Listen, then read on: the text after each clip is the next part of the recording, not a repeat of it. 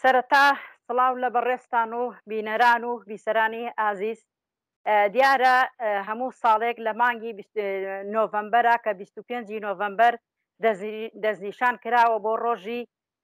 هەفتەی بەرەنگابوونەوەی تونند و تیژی دژ بە ژنان. ئەبینین لە هەموو جیهانە ئەم چالێکی ئەنجام ئەدرێ لەسەر ئەو زوڵمەی کە لە هەموو جیهانە لە ژن ئەکرێوە ئازاری هەموو ژنانی جیهان وەکو یەک وایە چ لە ئەمریکا بێت لە ئەوروپا بێ لە ئوسترالیا بێ دژی ژنان زوڵم ئەکرێت زوڵم لە ژن ئەکرێت. هەرێمی کوردستانیش بێبەش نییە لەو زوڵمەی کە لێ یەکرێ. هەرێمی کوردستان لە ڕاستیە بۆ بە دوورگەی کوشتنی ژنان قەتڵ و عامکردنی ژنان. تەنێک ینی ساڵ 365 ڕۆژە بگرە نیوەی ئەو ڕێژەیە زوە زیاتریش قەتڵی ژن لە هەرێمی کوردستانە ئەکرێ و قاتیلەکان ژ بکوژەکانیش بەبێ مەحکەمە و بەبێ هێن بە سوڵحی عشایری سوڵح ئەکەن و هیچ حسابێ بۆ کوشتنی ئەو ژنە ناکەن یا لێپرسینەوە لەگەڵ قاتیلەکە ناکرێت لە هەرێمی کوردستانە. بۆیە ئێمە لێرە داوەکو و ڕێخراژانی ئازادی کوردستان سەری ڕێز و نەوازش بۆ تەواوی شەهیدانی ڕێگای ئازادی کوردستان و ئەو ژنانەی کە لەسەر ناحەق و لە بەڵێ بەگوایەکە ئەو توهمەیەک هەنە پاڵی لەسەر ناوی شەرەف ئەیان کوژن سەری ڕێز و نەوازشیان بۆ دادەنەوێنین. دیارە هەرێمی کوردستانیش و هەموو ڕێکخراوەکانیش بۆ 25 نۆڤەمبەر ئامادەکاری چەند چالاکیەکان کردووە کە لە ڕۆژی 25 نۆڤەمبەردا ئەنجام بدرێ. ئێمە ژۆکر و ڕێکخراوی ژنانی ئازادی کوردستان وەکو نەریتی ساڵانەمان ساڵانە ئێمە چالاکی ئەنجام ئەدەین، چالاکی جۆرا و جۆر و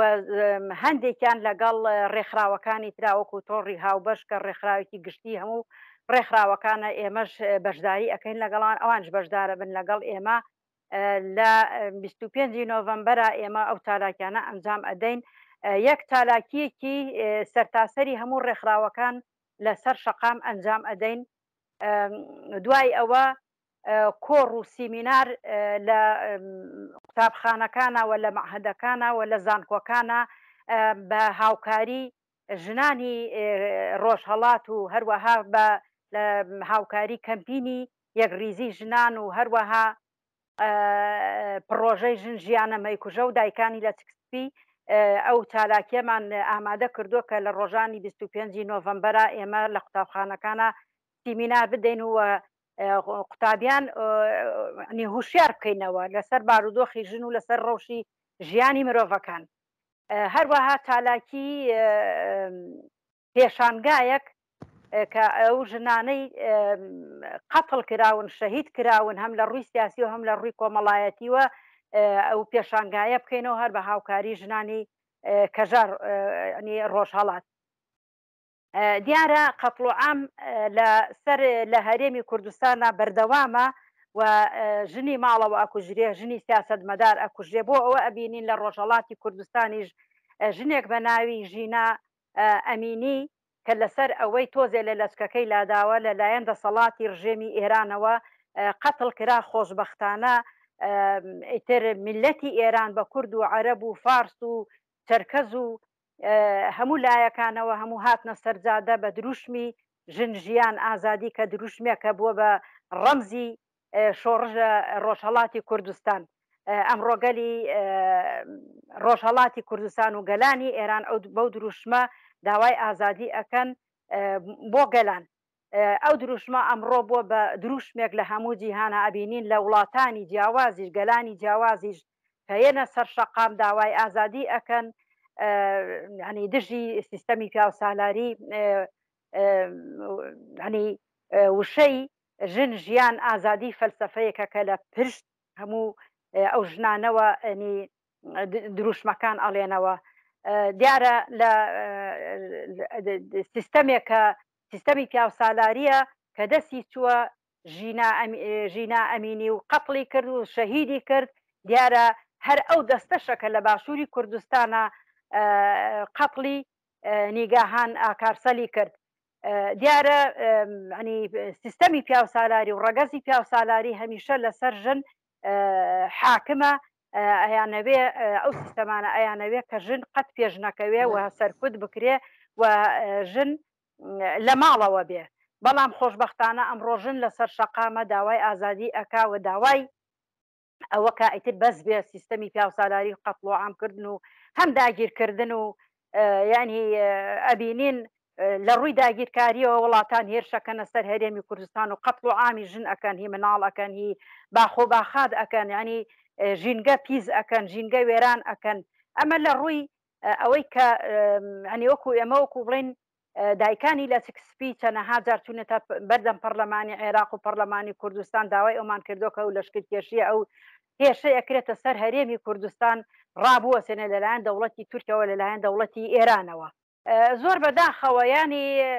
لە هەرێمی کوردستاندا ئەو ژنانەی کە قەت ئەکرێن بە ناوی شەرەفەوە بەڵام دوورە لە ڕاستیەوە و ئەو کەسانەی کە ژن قەتڵ ئەەکەن و تیرۆری ژن ئەەکەن لێپرسینەوە لەگەڵ قاتیلەکان ناکە حکوومەتی هەرێمی کوردستانی و هەر عێراقیش هەردووکیان زۆر بێخەمن لە دۆسیی ژنە ئەدرێنە مەحکەمە دوای ئەوەی کە لە مەحکەمە بە سوڵحی عەشایری کۆتایی بە ئەو دۆسی ژنە ئەهێنن. ئێمە زۆر جار لە دۆسیەکانی ژناندا بەشداریمان کردووە لە مەحکەمەشە هەمومان بەشدار بوون لە ڕۆژی دانیشتەکانی دادگاییکردنی قاتیلەکەیە. بۆ نمونە لە هاوژینی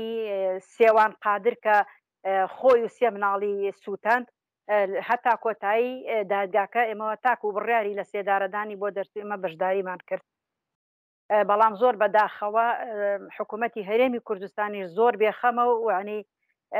توندوتیژی لەسەر ژنان ئەکا. بۆ نمونە ئێمە جاری وایە بۆ کارەساتێک کە ڕوو ئەیاوەکو ژنانی باشووری کوردستان وەکو ڕێکخراوی ژنانی ئازادی کوردستان یعنی ئەچین چالاکی سەرجادە ئەەکەین ناڕەزایی دەرەبڕین بەڵام زۆر بەداخەوە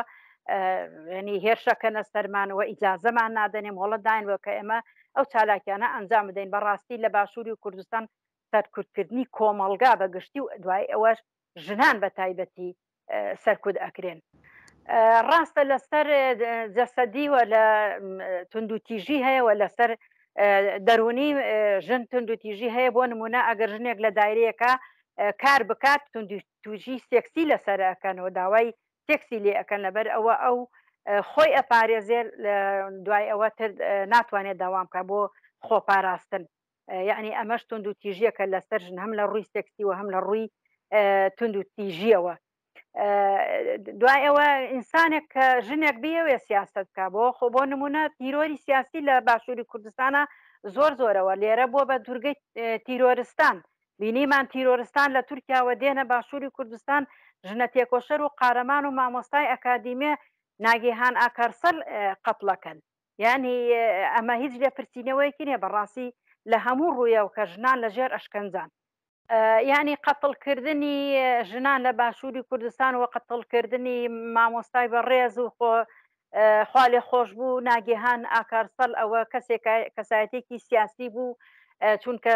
هاتبوو ئەوەی کە هاتبوو بۆ کوردستان بۆ باشووری کوردستان بتوانێت دەرسێک بە ژنان بدا کە ژنان خۆیان بناسن و لە ژیان تێبگەن ینی هوشیار بکرێنەوە. زۆر بەداخەوە دەوڵەتی تورکی فاشز ئەمەی بە مەترسێکی گەورە زانی لەسەر خۆی بۆیە هەوڵی ئەوەی داکە ناگیهان ئاکارسەڵ تیرۆر بکات و دەوڵەتی تورک هەمیشە لە کەسانی تێگەشت و ئازادی خواز ئەترسێ. وەربۆ نمونەش مامۆستا شەماڵ کە لە کەلار کەسایەتێکی نووسەر بوو کەسایەتیەک بوو کە ئەیتوانی بووی مێژووی باشووری کوردستان کە تێکەڵ کرابوو لەگەڵ دەوڵەتی عێراق و کرابوو بە خاکی عەرەب ئەو توانی ئەو مێژوانە فڕێ بداتە دەرەوە مێژوویەکی سەر لە نوێ هی کوردەواری خۆی دابڕشتە کە ئەم خاکانە ئەم شارانە ئەم دێهاتانە هەمووی مڵکی کوردن و بەڵام بەداخەوە عێراق ئەمڕۆ داگیری کردن. بۆ ئەوە هەندێک لەو دێهاتانەی کە مامۆستا شەماڵ دیاری کرده بوو و بۆنەوەی داهاتوو کە هوشیار بن ئەم خاکە خاکی کوردستانە هیچ پەیوەندی بە خاکی تورکمان و عەرەبەوە نییە ینی تورکمان نشین بوون. بۆ ئەوە پیلانێکیان لەسەر مامۆستا شەماڵ کردو لەلایەن تورکمانەکانە شەهید کرا. بەڵێ دەوڵەتی تورک حازرە لە هەرێمی کوردستانە هەموو قەت لێ بک لەبەر بەرژەوەندی خۆی هەر ئەوە بوو لە دوای شەهیدکردی هەڤاڵ زیلان ناگیهان ئاکارسەل وەزیری ناوخۆی تورکیا بوو وابزانم هاتە باشووری کوردستان وتی ئەو قەتڵانە ئێمە ئەیکەینەوە بەردەوامیشین لە قەتڵکردن و تیرۆرکردنە هەنی بەڕاشکانە بەڵام زۆر بەداخەوە حکوومەتی هەرێمی کوردستان هیچ هەڵوەستێکی نەبوو بەرامبەر بەو قسانەی ئەو کاربەدەستەی دەوڵەتی تورکیا ئێمە ینی قەتڵکردنی ژنان و قەتڵکردنی کەسانێت کەسایەتی سیاسەتمەدار و وڵات پارێز ئێمە ناترسێنێ ئێمە بەردەوام ئەبین لەسەر داخوازی و خواستەکانی ئەوان تاکو و ئاواتەکانی ئەوان بەدیبێنین ئێمە بەردەوام ئەبین وەکو ڕێکخراوی ژنانی ئازادی کوردستان هەرچەند ینی لەسەر ئێمە شدەت هەیە بەڵام لەگەڵ ئەوەشا ئێمە هەر نەواستاوین و بە چاوترسێن نابین بە قەتڵکردنی ئەو کەسانش کە لەلایەن دەوڵەتی تورکیاوە ئەو هێرشانەی کە لە لایەن حکوومەتی هەرێمی کوردستانەوە ئەکرێتە سەرمانەوە زۆربەی جار ئێمە ئینزارەکرێن گوایە بارەگاکانتان دائەخەین ئێوە ئیجازەتانێ بەڵام ئێمە ئیجازەشمان لە حکوومەتی هەرێمی کوردستان و حکوومەتی عێراقیوە هەیە بۆمان هەیە هەموو چالاکیەک ئەنجام بدەین بەڵام لەبەر ئەوەی ئەمان کەوتونەتە ژێر کۆنتترۆڵی زەختی تورکیاوە ئەبێ هەر جارجارێ ئەنی ئەو شیدەتە بەرامبەر بە ئێمە بکەن گەرەکە هەموو ڕێکخراوەکانی ژنانی ئازادی کوردستان وە کۆمەلگای کوردستان ئەم زوڵم و زۆرە قوبوڵ نەکەن لە حکوومەتی دەوڵەتی تورکیا و دەوڵەتی ئێرانش کە ئێستاکە حالێن تۆبارانی هەرێمی کوردستان ئەکا گەرەکە هەمومانان ڕزایی دەربڕین و حکوومەتی هەرێمی کوردستانیش ینی ئیتر بە خۆیان بچێتەوە گەل ناڕازیە گەل بێتاقەتەوە بە تایبەتی ڕێکخراوە ژنانیەکان کە ئەمڕۆ دەورێکیان هەیە لە هەرێمی کوردستانەوە نزیکی 2000 ڕێکخراوی ژنانی هەیە ئەگەر هەمووی بێتە سەرجادە و ناڕزایی دەربڕێ ئەمە کاریگەری خۆی هەیە بەڵام ئێمە وەکو ڕێکخراوەکەمان لە هەر شوێنێک تونند و تیژی بەرامبەر بە گەلی ئێمە بەرامبەر بە ژن بکرێ ئێمە هەمیشە لە سەرپێن و دەبێت لە سەرپێی بێن لە سەرپێ بین و ینی کاریگەری نەکاتە سەر ئەوەی کە ئێمە هێواش بنەوە لە چالاکیەکەمان و ناڕزایەتیەکەمان بەرامبەر بۆ زوڵم و زۆرە هەم لە نەتەوە هەم لە خاکەم لە ژنیش دەکرێت بێگومان ئەگەر حکوومەت بچێتەوە بەخۆیان گۆڕانکاریەک بێنێ ئەتوانێت ئەوی ژیانی یارمەتە دەری کۆمەلگاکەی خۆی بێتەوە ناڕزایی دەربڕێت یعنی سە بەداخەوە ئەو هێرشانەی کە ئەکرێتە سەر هەرێمی کوردستان حکوومەتی عێراقیش و حکوومەتی هەرێمی کوردستان لە نێودەوڵەتیە هیچ شکاتێکیان نییە هیچ داواکاریێکیان نییە بۆیە دەوڵەتی تورکی فازی هەمیشە هێرشەکاتە سەر هەرێمی کوردستان و لەش ئەنجامی شکستی خۆی ئێستاکە کیمیا باران دەکرێت یعنی بەداخەوە خەڵکی بێدیفاعی سەڤیل شەهیدە بێ گەریلا شەهیدە بێ یعنی کە ئەمە کتێکێکی قەدەغکرا ئەوای هەموو کۆمەلگای نێودەوڵەتی هەموو جیهان بەهاتە سەر پێ و دژی ئەو کردەوە تیرۆرەسانی کە دەوڵەتی تورک بەرامبەر بە کورد ئەیکات بەێ گەلێک سپاس بکەم دەستخواشتاوی دەمتخوازم تشتێکی بێژن وەڵا هیوای سەرکەوتن بۆ خوازم هەر سەرکەوتوو بن هیوادارم هەموو ژنانی جیهان یەکگرتوو بین وەکو چۆن ژنان لە ڕۆژئاوای کوردستان یەکگرتوو بن بە هەموو قەومونەتەوەکانەوە توانیان چۆک بە تیرۆریستی جیهانی بێنن ئەویش کە داعش بوو چۆکیان پێدا هیوادارم لە باشووریش ئێمەش بەو ڕەنگە کار بکەین و تێکۆشانمان بەردەوام بێت